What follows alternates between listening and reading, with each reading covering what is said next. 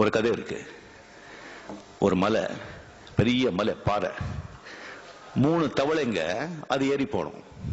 3 தவளைங்க ஏறி போனோம். கம்ப்ளீட் அங்கே தேன் இருக்கும், பாம்பு இருக்கும், தேள் இருக்கும், பல்லு இருக்கும், எல்லாமே இருக்கும். போறது ரொம்ப கஷ்டம்.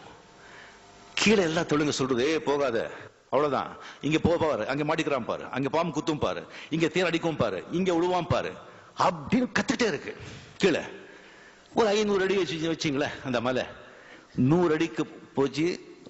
ஒரு ஃப்ராக் வந்துருச்சு 100 அடி.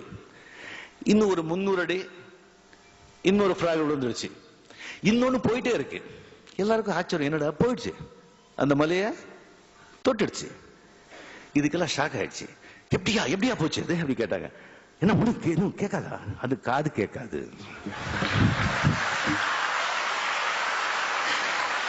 இது அந்த தவளை காது கேட்காது.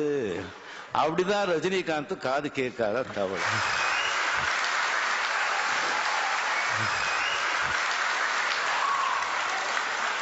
இது எனக்கு என்னமோ ஞானோதயம் நான் கண்டுபிடிச்சது கிடையாது. நான் பழகின பெரிய பெரிய மனிதர்கள் கிட்ட நான் கத்துக்கிட்டது. Sivaji sir, NTR sir, Rajkumar sir, இங்க உட்கார்ந்துருக்காங்க பாருங்க, கலைஞர் சார், அவங்க எல்லாம் பிராக்டிஸ் பண்ணிட்டு இருக்கிறது. எது எடுத்துக்கணுமோ அதை எடுத்துருப்பாங்க, மிச்சது விட்டுடுவாங்க. போட்டாலும் சரி, தூற்றுனாலும் சரி. இல்லைன்னா அவ்வளவுதான், மனசு உடைஞ்சு முன்னுக்கு போக மாட்டோம். பினிஷ். பேசினவங்க பேசிட்டோம். வாழ்க்கையில சில சந்தர்ப்பங்கள்ல மனிதர்கள் மத்தியில பேச நம்ம செவடர்கள் ஆகணும். அப்போதான் நம்ம ஏதாவது சாதிக்க முடியும். இல்லைன்னா வாழ்க்கையை வீணா போயிடும்.